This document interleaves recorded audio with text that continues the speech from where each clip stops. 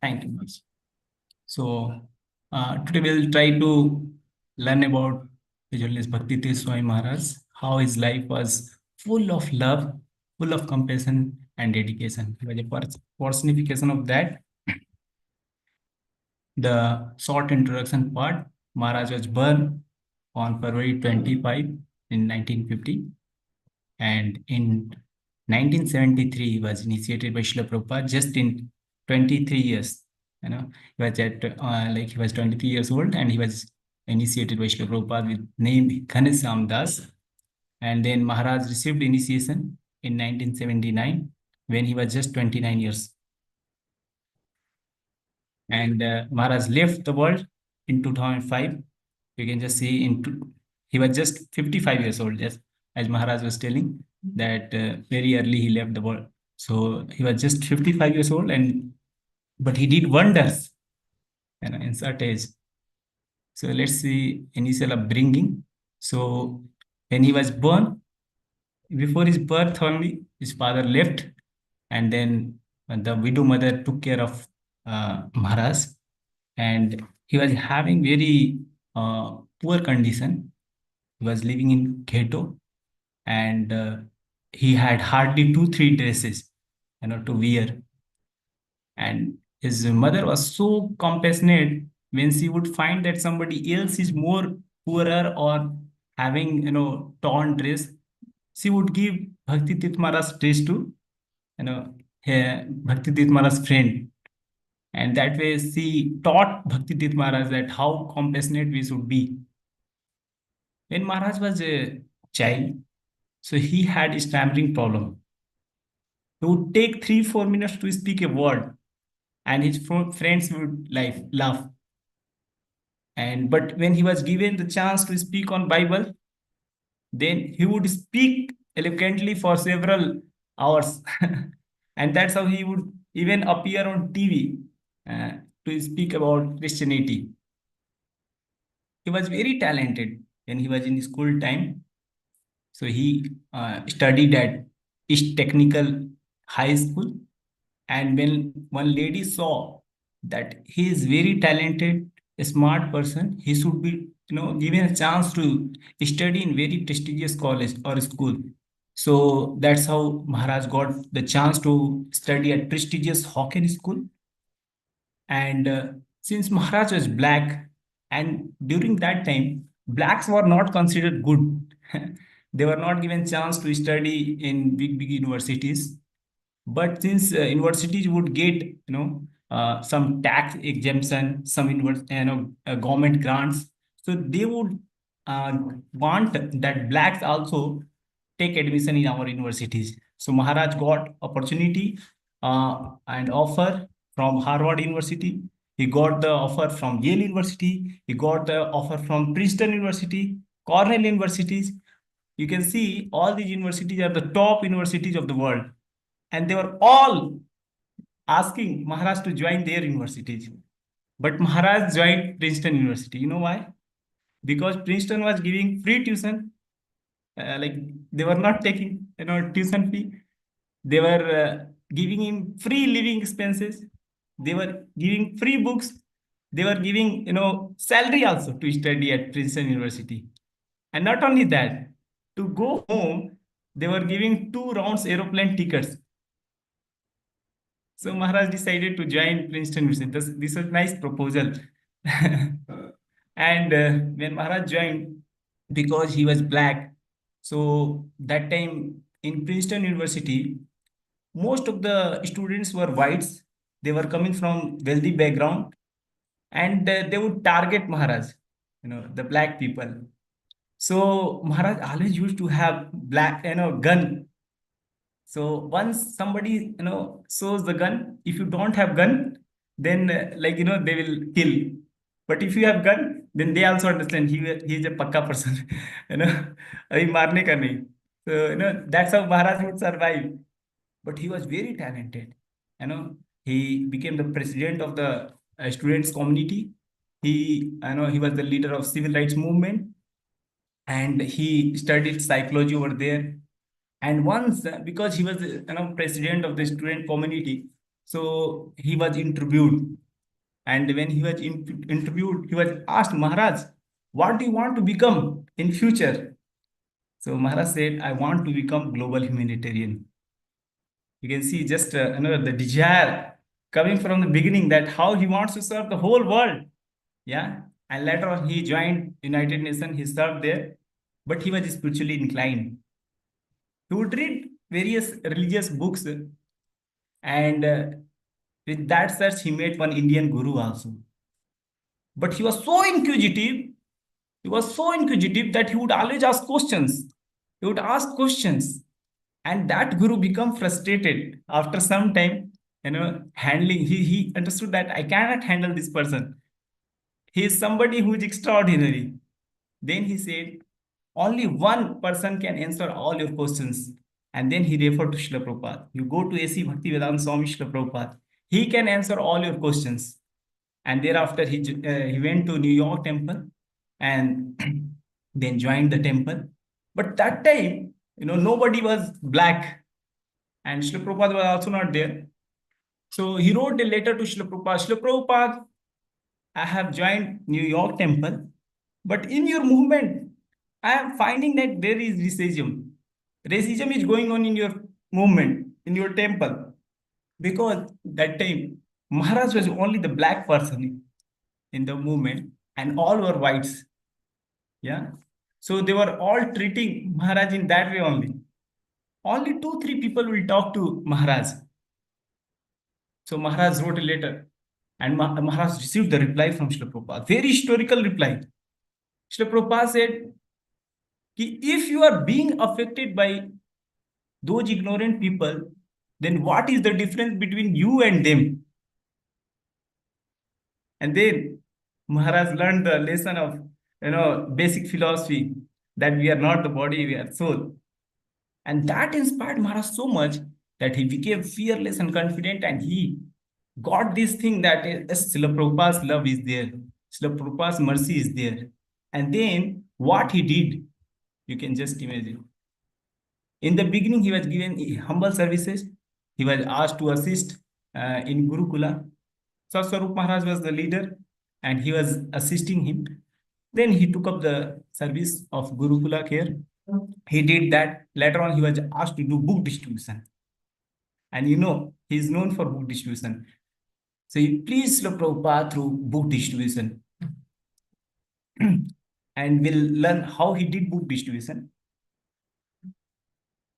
Once he received a communication from Rameswar Prabhu that Srila Prabhupada wants his books to be distributed in all the colleges and universities. So Maharaj got so much inspired that he led BBT library party, and that was named by Srila Prabhupada only.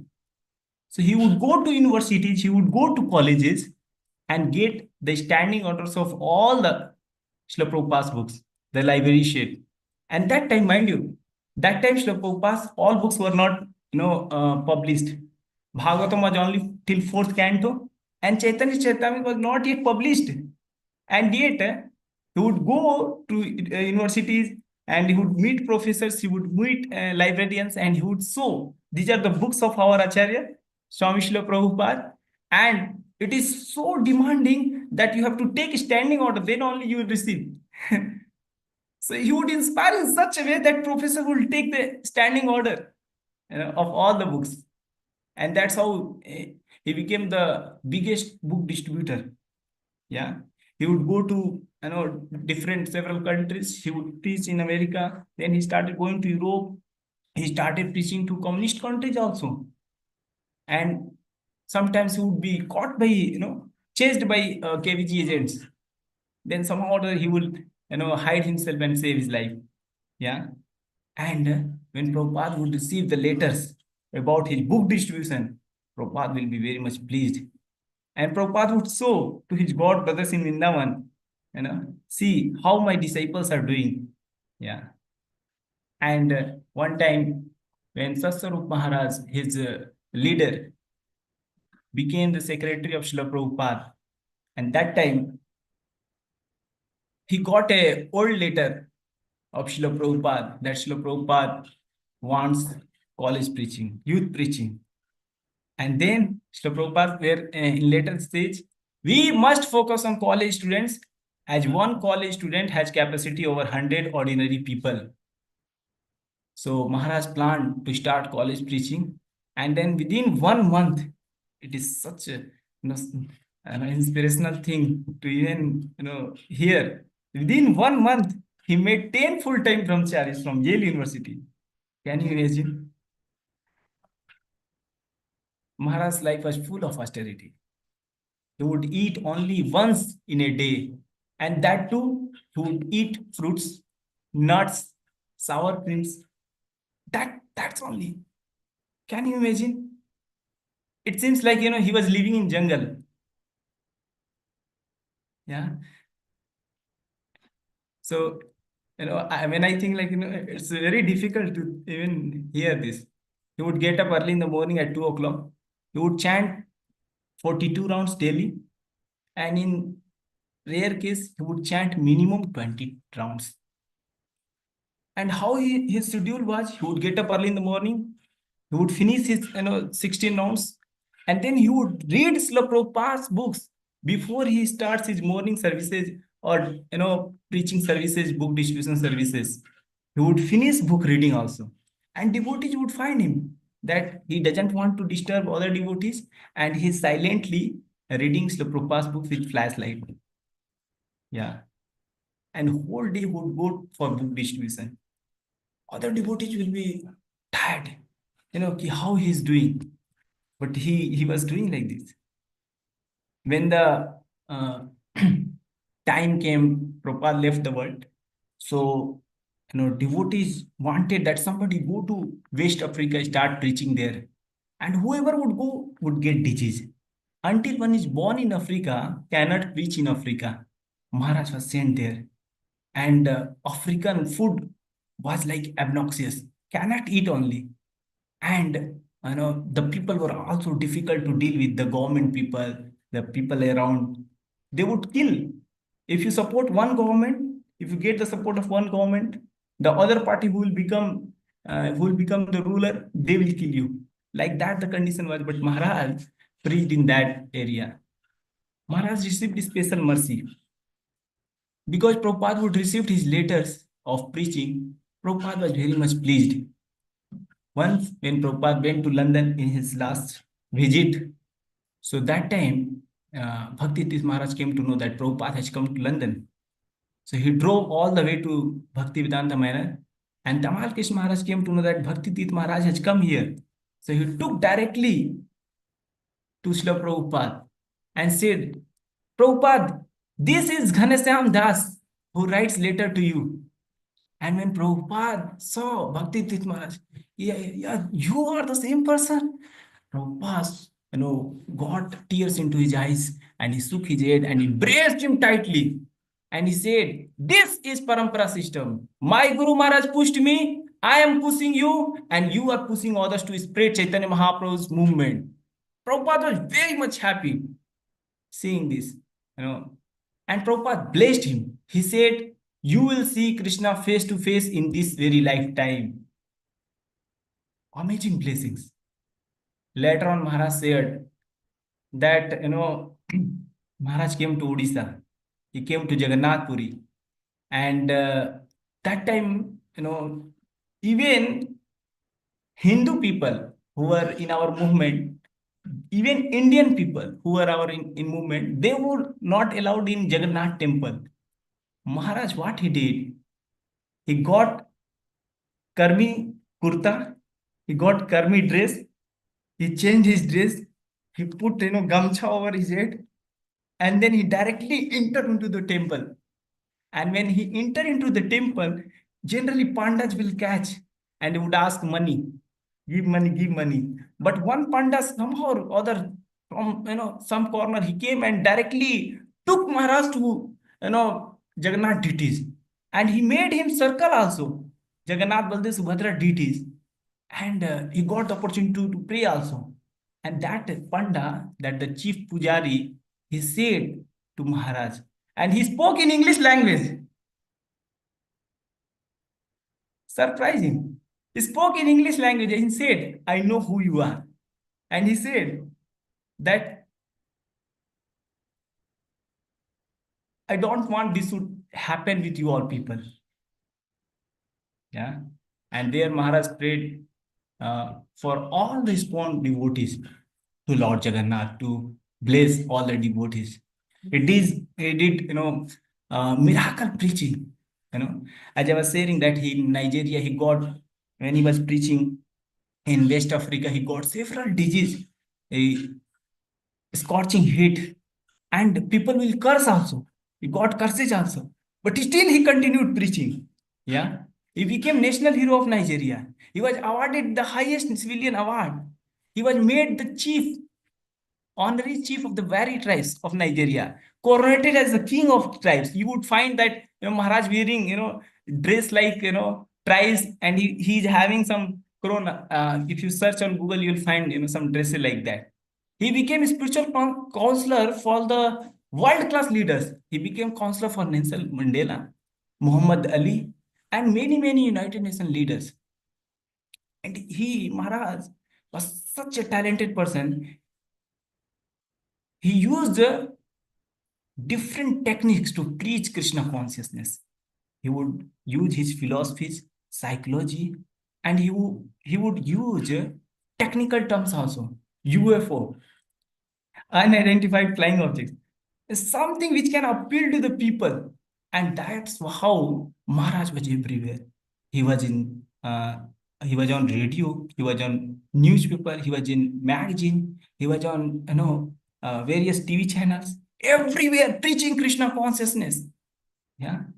Such enthusiasm Maharaj had that he established Institute of Applied Spiritual Technology to preach Krishna consciousness in a scientific way.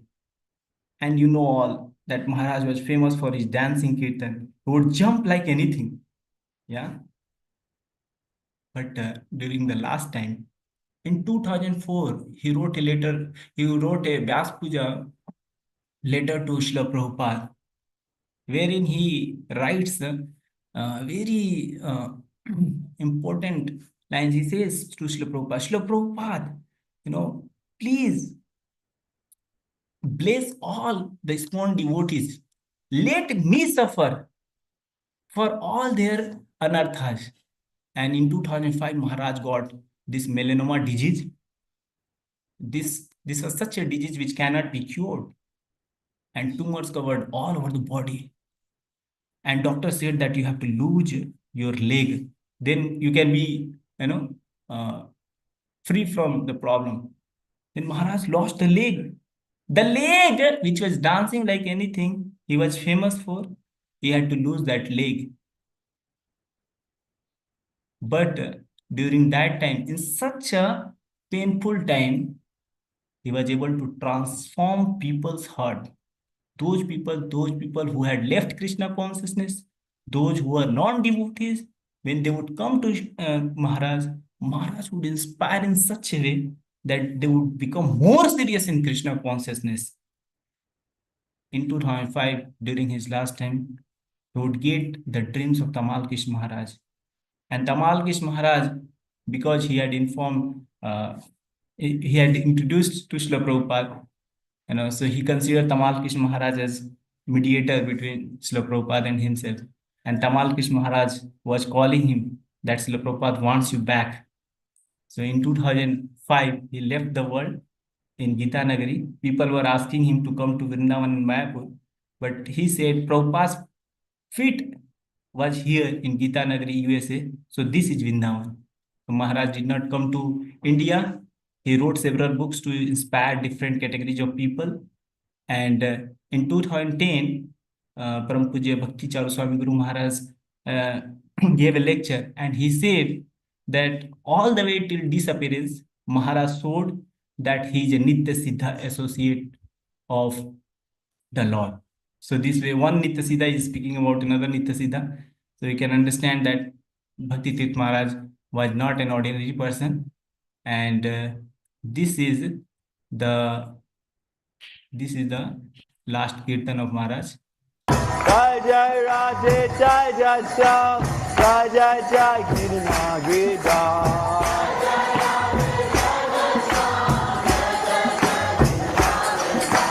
Jai Jai Radhe Jai Jai Shyam Jai Jai Jai Kirna Gita.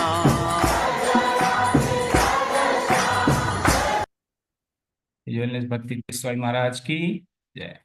Thank you very much.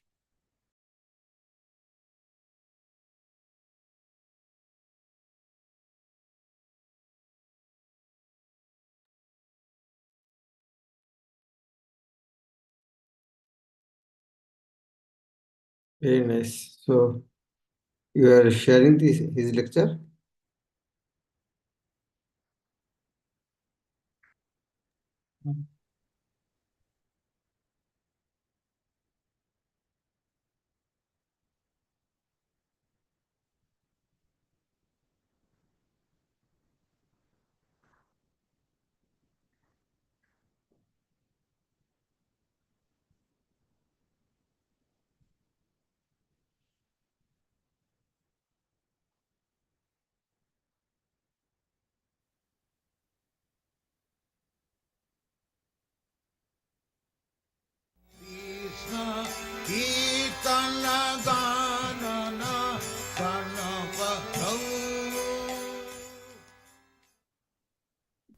I had been involved with many different gurus and yogis, and I had taken initiation from different spiritual masters.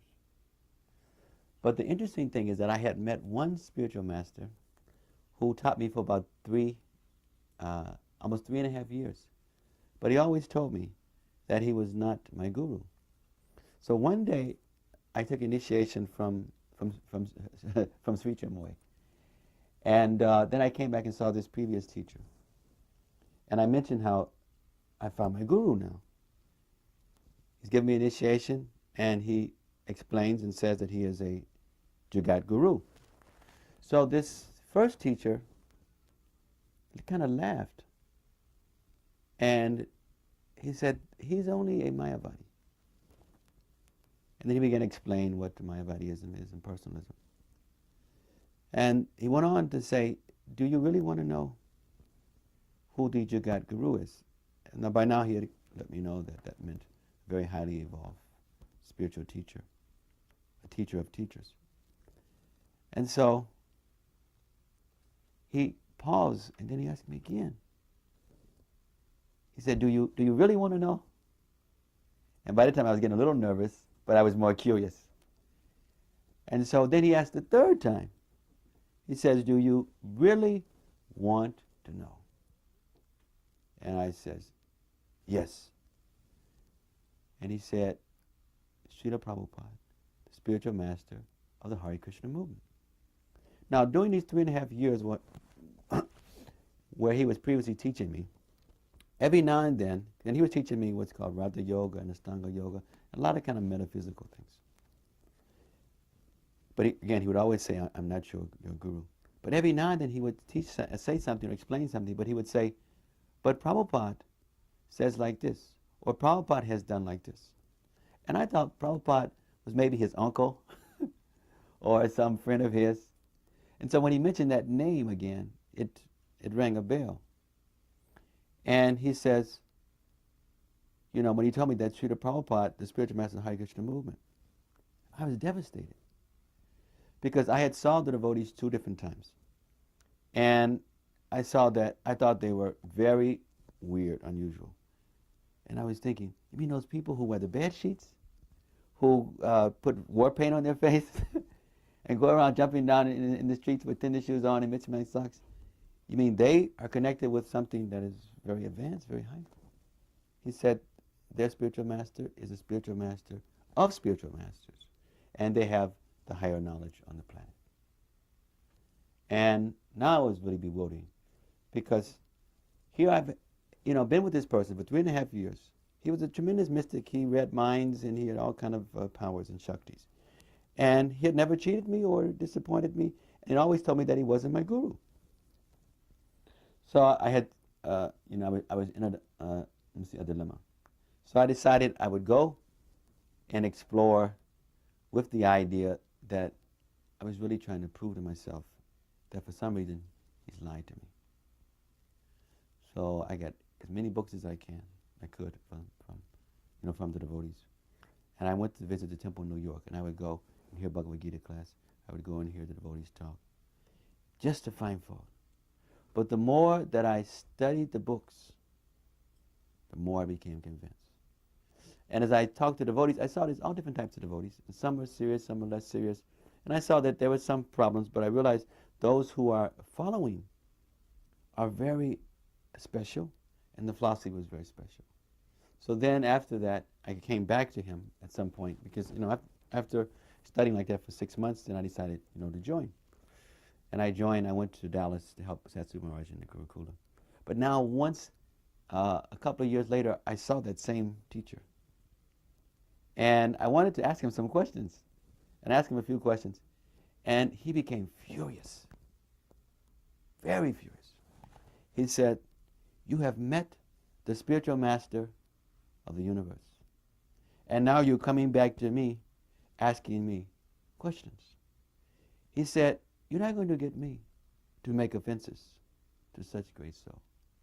He said, when Srila Prabhupada came to America, there were many, these are his words, spiritual teachers who knew of his calling and who should have assisted him. He said, "I stopped teaching when Prabhupada came to America." Then he began to explain, "I taught you all of these things because I saw you were so entangled, so interested in such things, and I realized that this would help you in your service for Prabhupada in the future." He said, "Now, you leave here and don't you ever come back again." Now, the first physical encounter was also in New York, and that must have been, I guess, 1971. There was a devotee in New York named Bhakti Jana, sort of unusual devotee, and he was trying to start a program in Harlem. So Prabhupada had given him permission to do this program. So he was trying to gather, some black bodies to help him. And I was just, a bhakta coming, to visit at that point. I was still at the University of Princeton, and on weekends I would come to the temple. So I had connected with him because Prabhupada was coming in. I think there was a Rath Yatra or something. But Prabhupada was going to meet with those devotees who were going to work in the Harlem project. So we all came in for darshan. And somehow I was lucky to sit very close to Srila Prabhupada. And as everyone felt, I felt he was looking at me, very piercing and very intimately. And I remember asking one question that was bothering me. See, when I would come to the temple in New York, I had graduated from Princeton by that time, and I was in suits, and I was working as an assistant to the public defender in New Jersey. And I was a little puffed up, I graduated from this good school and had a nice job, and I was quite young. But not many devotees would preach to me. And there was probably many reasons. One, they probably saw I was puffed up. Two, they probably wasn't sure. This guy in his black body, can he really know this, understand this? And because I had been in so many different environments, I was brought up in the inner city area, but I went to very, sophisticated prep schools. And I was, in environments where I was with, senators' sons and things. Then I went to Princeton, around all these environments. So I was very sensitive to the situations. So I had this question for Srila Prabhupada. And my first question was, Srila Prabhupada, there's prejudiceness in this movement. Prabhupada looked at me, he says, "Oh." He said, "So, someone is thinking you're the body? And if you're disturbed that they're thinking that you're the body and you become disturbed," he says, "then you are also nonsense." That was the spirit. So the spirit was, Prabhupada was telling me in so many words, yes, so bodily consciousness is there in so many ways. But if I'm getting so distracted because of that, then that is my nonsense. We were walking with Srila Prabhupada, and I was asking a few questions. I don't really recall the questions. But then Prabhupada at one point, he stopped and he looked directly at me, and he quoted Bhagavad Gita 264. And that verse has so much in purport, so much to do with renunciation of the senses, controlling the mind, and depending, on Krishna's mercy. So I took that very much to heart, and I, started living a very sort of austere life, where I would chant, 48 rounds every day. I'm sorry, 42 rounds. I said 48 before, 42 rounds.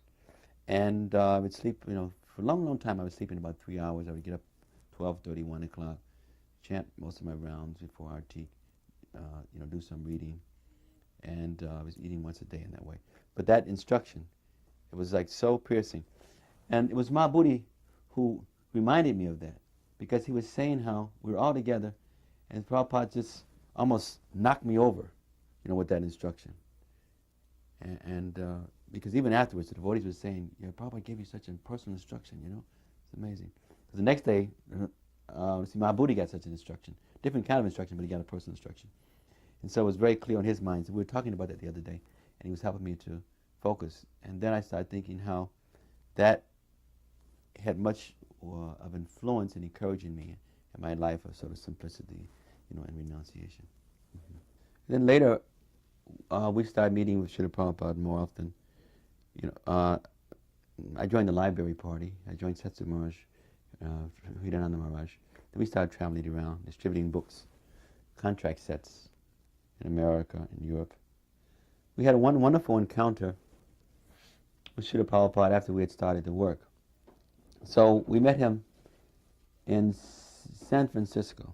I think it was at, let's see, I think it was at Jayananda's house, at his apartment. And so Prabhupada wanted all of the devotees to come in. He had heard about our work. And he talked to us so sweetly. Then he gave each of us some prasadam. It came up one by one. And he gave us a flower. And what was really, really significant that always stayed with me is that we were asking him some questions about how to do the work. And two things. First thing he told us, he says, you try your best, and Krishna will help you. And we took that very seriously, realizing that if Prabhupada wants this to go on, because Srila Prabhupada was very pleased that books, before they were even written, that there was such an audience waiting for them. See, the idea of the contract sale was that we would find professors, universities, museums, and also libraries who would agree to take any book that Prabhupada, that we had now available, and any book that comes out later in print. So what's more wonderful for an author than knowing not only are people taking my book, but they're waiting, so let me finish writing so they can be able to receive those books. So we came, the library, devotees working with the library party, we came in to see Srila Prabhupada, and he gave us this very simple technique. And the technique was that we should get the order from a very prestigious professor, university, or institution. And after getting it, we should keep it, or keep a copy of it. And then when we visit other universities, or other persons connected in academia, we should show them the order that we receive. And it was a simple thing. When you think about it, he was really telling us, everybody has their gurus, everybody has their Acharyas. And everyone wants to be about something that's successful or important. And what important people do, others will also do. So we started doing that as we traveled through America, through Europe, and some of the other places, India. We started using that as a technique. We would go to those places. We take the most difficult place or the most prestigious place. And whatever we get from there, then we would go to other institutions, other professors, and show them, oh, such and such. And I did this, for instance, one of the biggest sales we ever had in the history of the library party was at Brigham Young University. And I met the spiritual head of the Mormon church at that time. And, they had, I think, an academic head and a spiritual head. And I'm not sure which one. It's so long ago that I met. But I met one of the heads. And he was so enthused with Srila Prabhupada's books. He knew many, many languages, about 20 languages. He was a linguist, historian, philosopher, etc. And he had been studying various things from Vedic cosmology. So when he saw Prabhupada's books, the way it was formatted and the detail, he was in ecstasy. He bought a complete set of Bhagavatam, Chaitanya Charitamrita for himself, ordered for his department library, wrote a note and told the librarian for the general library, buy these books, everything this book salesman has. Now when I took his order, took his letter to the librarian, then when I started visiting other departments, see, at most schools we would sell books maybe to the history department, philosophy, comparative literature, religion, and sometimes we could stretch it to other places. But here, I had the letter from the Acharya of the Institute. So every place, every department I would go to, I would talk with them, and I would tell them that I had just went to visit such and such, and he was such a nice person, and I probably just pulled it out kind of casually. He bought this, and they would practically snatch the sheet from me and see, oh, Hugh Nibley, that was his name, he's gotten this. Oh, let me. Also, I want the same thing. And then in a few cases, he had given me some professors to see. And I would go see the professor, and I would tell them that I was sent by Hugh Nibley, and they would be so happy. Oh, he knows me? He sent you? And it was just so easy. It was all based on the technique that Srila Prabhupada had given us. By the time I left that university, I think I had distributed about 16 or 17 standing orders. All the major departments had 4 Bhagavatam sets, Chaitanya Charitamritas. So almost 20 book sets just in that one school, just from that little technique. We found sometimes the professors who were not, so senior, some of them sometimes had trouble with Srila Prabhupada. We found, in most cases, the top guys, even if they were totally against what Prabhupada had written. I'll give you an example. I had one professor to say, look, I don't like his interpretations, but I am completely amazed at his gall in taking up the Srimad Bhagavatam. See, because even amongst the scholars, the Bhagavad Purana is most complex, and it drives them batty, because they think it's the Krishna of the Gita, the Krishna of the Bhagavatam, the Krishna of Mathura. They think it's sometimes a different Krishna. They just can't see how the same personality can be involved in so much. And for Prabhupada to take on the Bhagavatam and to explain things in such a way. So I've had professors to say that they wanted the books, they would buy all the books, and they'd be in total disagreement. But they were so amazed at Prabhupada's presentation and his gall. And then we would have many of those who just knew that Prabhupada was giving the best presentation on bhakti, and they wanted it. And some of these professors, it was just amazing that these professors are studying intimate things about Rupa Goswami and Jiva Goswami and whatnot.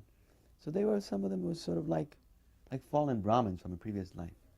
They would be so fascinated with this subject matter.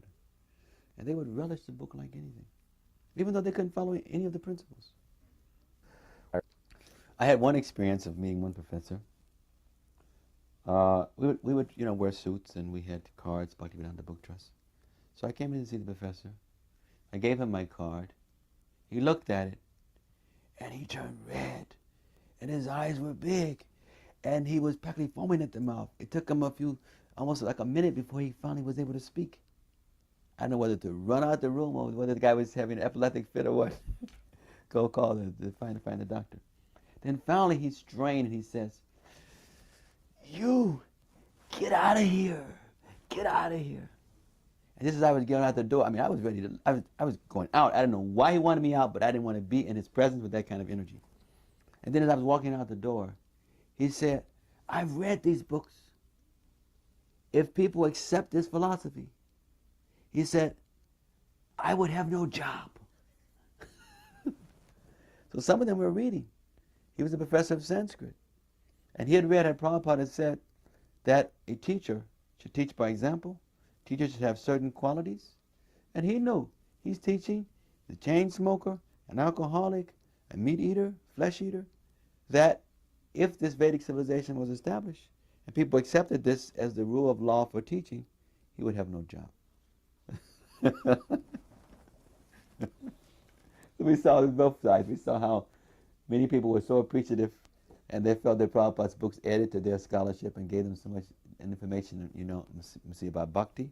Even some professors would say this. I had one professor take the Nectar Devotion. He says, this is the best book out on bhakti. This is the best handbook. And he ordered it for his class and everything. And then we see other cases where the professor knew what was in the books and was very threatened because he saw that the books called people out based on what they really were. And he was not a teacher, by example. One concurrence I had with Srila Prabhupada was in Toronto. I was guarding his room. And at that time, the door, Prabhupada's door, was glass, to his sitting room. So you could look in while you were guarding him and you could watch him, part of the day as he was doing things. And what was most impressive to me is how Prabhupada had this regulated schedule. He was chanting his rounds and meeting so many people.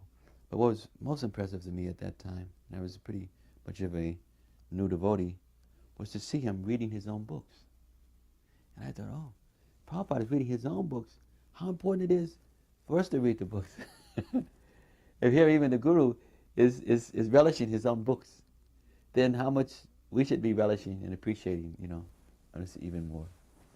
So those were qualities that I was very, very impressed by. So when Prabhupada was leaving his body, and he wanted to go, to Gitanagari and help us in knowing how to do Varnashram Dharma. He stopped in England. By that time, I was in Eastern Europe, and we had heard that Prabhupada was coming. So we dropped everything, and we came to, to the manor. So when Srila Prabhupada heard that I was around, he immediately told devotees to call for me. And by that time, Prabhupada, had practically stopped all bodily functions, and devotees were carrying him, in the palanquin to have darshan. So when I came in, and it was, there was one devotee, there was Krishna Kshetra, and a devotee, he left his body, I think his name was Dwarkadish. He used to work in Hungary and Poland and those places. So we were all together, and Tamal Krishna Maharaj was there. So Tamal had already written me many wonderful letters telling me how that I should continue sending these letters to Prabhupada as he's sick, is giving him new life. He was probably so happy to hear about the preaching, how his books were going into so many different places. And so I was sending reports about every 2 weeks. And I would be sending detailed reports. Who got the books, what was said, what was done. And Tamal would tell us how Prabhupada would hear this after taking lunch. And that after being garlanded and put chandan on him, and he would sit back, and Tamal would tell me he would close his eyes and he would swoon, etc. So Tamal was eager for me to come in, for Prabhupada to see me. So interesting thing happened. I came in, I sat before Prabhupada's desk. And Prabhupada his voice was so weak. So he would call me, he would motion over to come closer. So then I came a little closer. And then he motioned for me to come around the desk. And then when I came around, Prabhupada started rubbing my head. And then he started crying, and then he embraced me. And then he said something which I didn't quite understand. But then what he said later, he says, your life is successful. And then I said, Prabhupada, we're only doing things because you are forcing us. Otherwise, how could we do anything? And then his voice became very strong, even though he was so weak. His body was so weak. He says, yes, and that is the parampara. My guru has forced me, and I am forcing you. And that is how things are going on. And it was so amazing. It was the most amazing experience I ever had with Srila Prabhupada. I mean, I couldn't appreciate it. And the next thing that happened shows you how I didn't appreciate it. Because it just came upon me, it was so fast. And Prabhupada was so weak, and at the same time, it was so strong and giving so much love. So the next day, this was the very last time I saw Prabhupada. Next day, Tamal wanted me to experience what Prabhupada's mood was when he would read these reports. So he wanted me to physically come in and to read a report to Srila Prabhupada. Because he would write me these letters saying, how Prabhupada says, your work, he would give comments after, Tamal would read to him, and then Prabhupada would give some comments, and then Tamal would send me the comments. And they're some of the most amazing letters I've seen. And not because they're my letters, but they're some of the most amazing letters.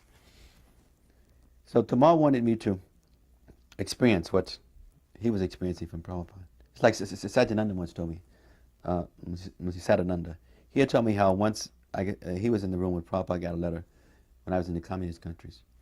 And Prabhupada didn't start speaking afterwards. He said, Prabhupada said, so he do not know the language. They do not know his language. He does not know their language. But the books are going out. He is a black man in different race. And the books are going. He says, and the books are going. And he says, and Prabhupada went into like a trance. He says, the books are going. And he says, Prabhupada just went out like that. And so these are the kind of things that were going on. So Tamal wanted me to experience something of what they were experiencing when Prabhupada would read the letters. So now, the day before, Prabhupada has embraced me and told me my life was successful. And 5 of the devotees were in the room. So now I'm going around kind of puffed up, Prabhupada has embraced me, And everybody was saying, people knew me then as Ganesham. So everyone was saying, those who knew that, Ganesham was embraced by Prabhupada, this and that.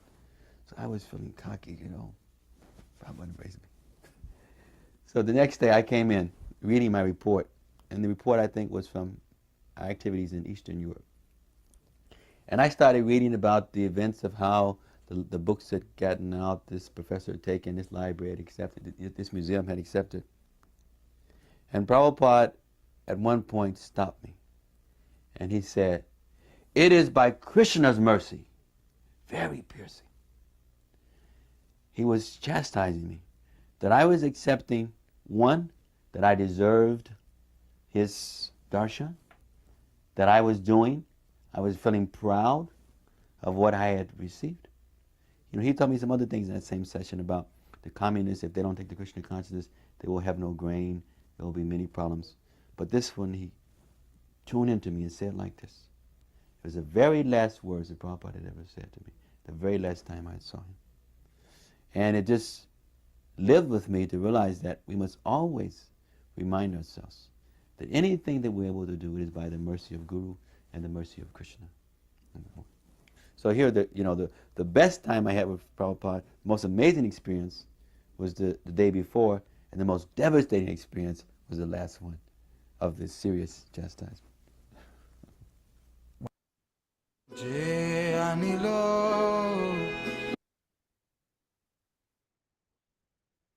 Oh, what is the nectar, huh? Thank you very much for sharing all this. Tomorrow we'll also hear from Brahmananda Prabhu.